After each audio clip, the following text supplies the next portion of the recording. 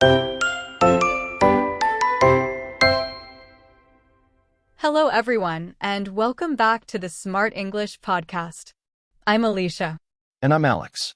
As always, this is a calm space where we slow down, reflect, and talk honestly about real life, using clear, natural English. Alex, can I start today with something personal?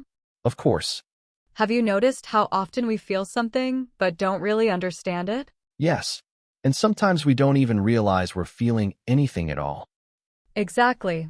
So today, we're talking about feelings not as a topic to study, but as something we live with every day. You know, Alicia, when we decided the topic for today, I kept thinking about how simple the word feeling sounds and how complicated it actually is. We use it all the time. I feel tired. I feel fine. I feel stressed. But most of the time, we don't stop to understand what's behind those words. I feel the same way. And honestly, I feel fine is one of the most interesting sentences people use. Sometimes it means I'm okay, but sometimes it means I don't want to explain or I don't even know what I'm feeling. It becomes a safe answer. Yes, a way to protect ourselves from going deeper. I think many of us grow up learning how to talk about work, plans, and achievements, but not about what's happening inside us. And when feelings show up, we're often encouraged to move past them quickly, to be strong, to stay busy. But feelings don't disappear just because we ignore them. What's interesting is that no one directly teaches us to ignore feelings. It happens slowly through small moments.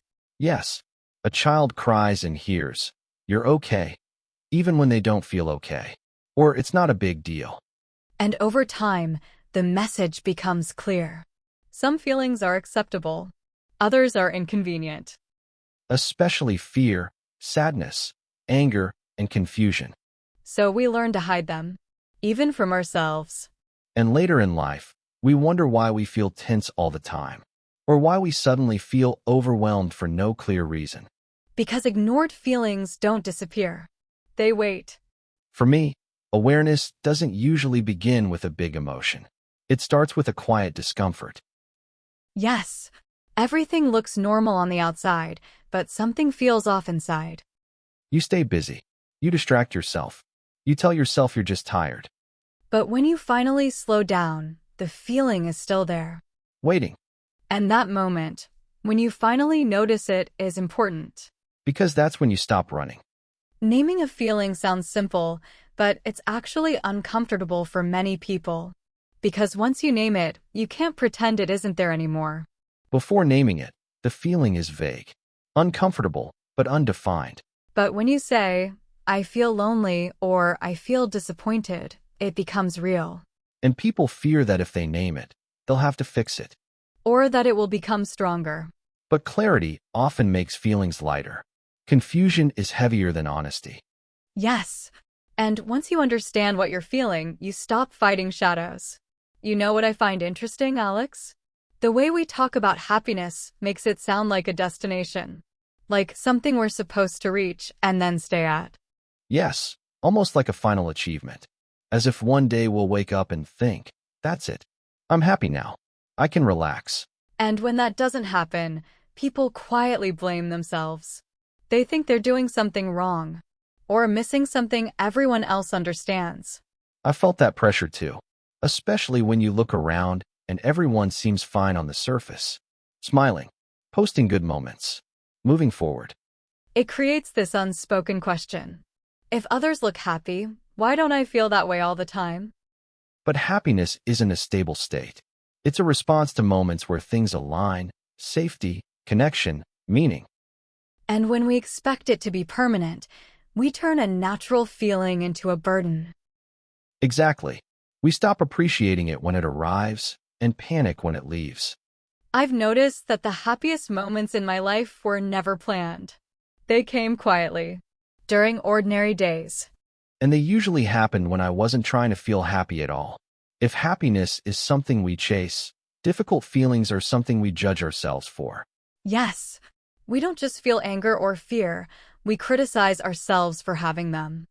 We say things like, I shouldn't feel this way, or what's wrong with me? And that judgment adds another layer of pain. Now you're not just angry, you're ashamed of being angry. which makes the feeling heavier and harder to understand.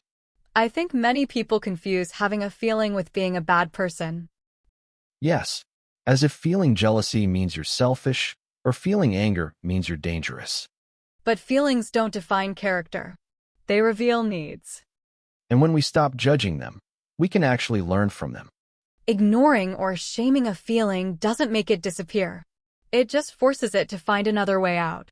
Something that took me a long time to understand is how much the body carries, even when the mind is pretending everything is fine. Yes, the body doesn't lie as easily as thoughts do. You can tell yourself you're okay, but your shoulders stay tense. Your breathing stays shallow. Or you feel tired in a way sleep doesn't fix. Exactly. That kind of tiredness feels emotional. I've noticed that my body reacts before I understand why.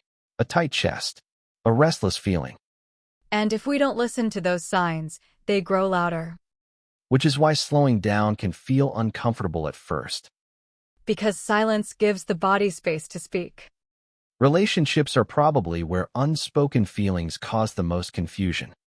Yes, because we expect the other person to understand us without saying much. And when they don't, we feel hurt, but we express it as blame.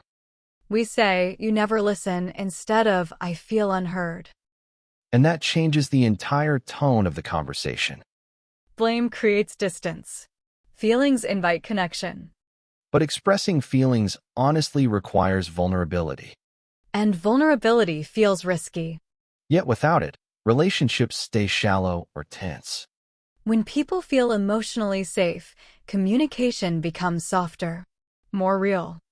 I've been thinking a lot about confidence, and I think one of the biggest misunderstandings is that confident people don't feel fear. When I was younger, I used to believe that if I still felt nervous, unsure, or hesitant, it meant I wasn't ready. Like confidence was something you either had or didn't have. But over time, I realized that fear doesn't disappear when confidence grows, it just changes its role. I completely agree. For me, fear has always been present right before things that mattered. Before speaking up, before trying something new, before being honest with someone. And I used to see that fear as a warning sign, something telling me to stop. Now I see it more as evidence that I care, that something is important enough to risk being seen or judged. Yes, that idea of being seen is so important. Fear often isn't about the task itself, it's about exposure. The fear of making mistakes. The fear of not being enough. The fear of being misunderstood. And when we expect confidence to remove those fears, we end up waiting forever. Exactly. Real confidence isn't the absence of fear, it's the willingness to move with it. To say, I feel nervous, and I'm still going to speak. That shift changes how we relate to ourselves. Instead of fighting fear, we walk alongside it. For a long time, I believed that allowing a feeling meant losing control. I thought if I let myself feel anger fully, I would say things I couldn't take back. If I let sadness in, I would disappear into it. So my solution was to keep everything contained, manageable, quiet. But that control came at a cost. I had a very similar experience. What I didn't understand back then was that suppression isn't control, it's pressure. You're holding something down instead of understanding it. And eventually, that pressure looks for an exit, usually at the worst possible time.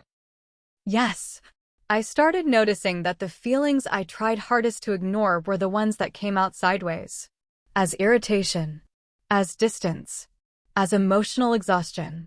That's when I realized allowing a feeling doesn't mean acting on it, it means acknowledging it. And that acknowledgement creates space.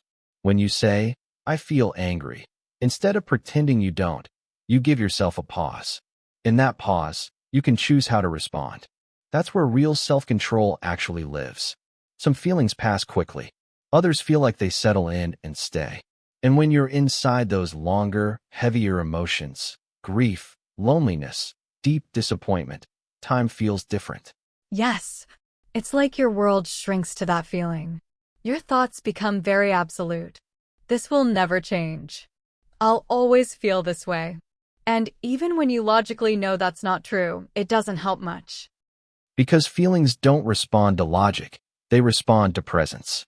I've learned that trying to force myself out of those emotions only makes them stronger. What helps is staying with them without demanding an immediate solution. That's such a hard thing to learn. To sit with discomfort without rushing to fix it. But when we do that, feelings slowly move on their own. Not because we pushed them away, but because we gave them space to exist. I think emotional awareness sounds much bigger than it actually is. People imagine deep self-analysis or long conversations every day. But in reality, it's much quieter than that. Yes, it's built in small moments. Noticing when your energy changes, when your patience shortens, when something feels heavier than it should. And instead of judging that moment, you pause and ask, what's actually going on inside me right now? Not to fix it, just to notice. That question alone builds trust with yourself. You stop abandoning your own emotional experience. And over time, that honesty makes you calmer, not more emotional. Because suppressed feelings create chaos. Acknowledged feelings create clarity. When I started listening to my feelings instead of fighting them, life didn't suddenly become easier. Problems didn't disappear. Difficult moments still existed.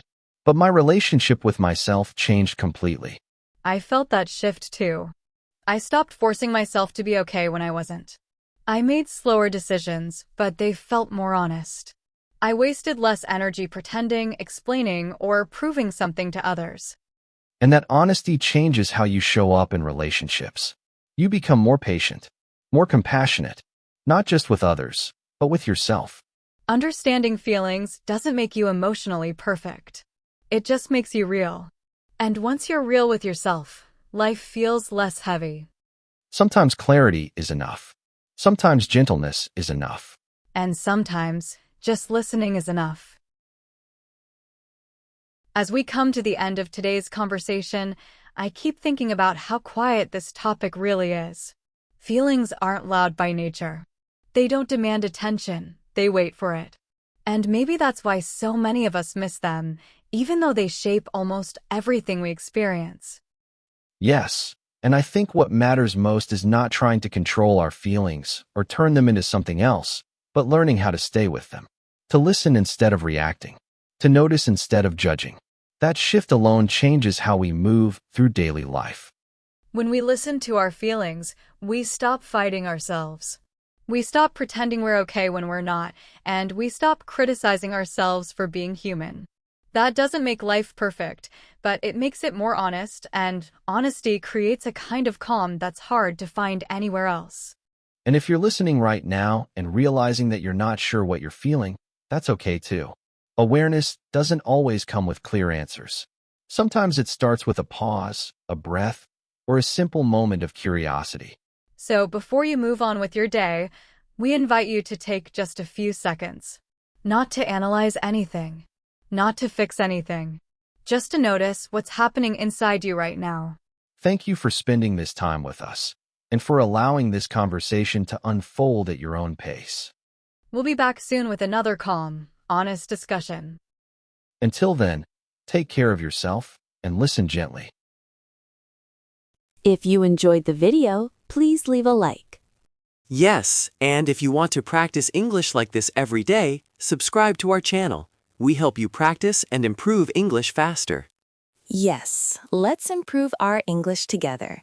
We will see you in the next video. Bye!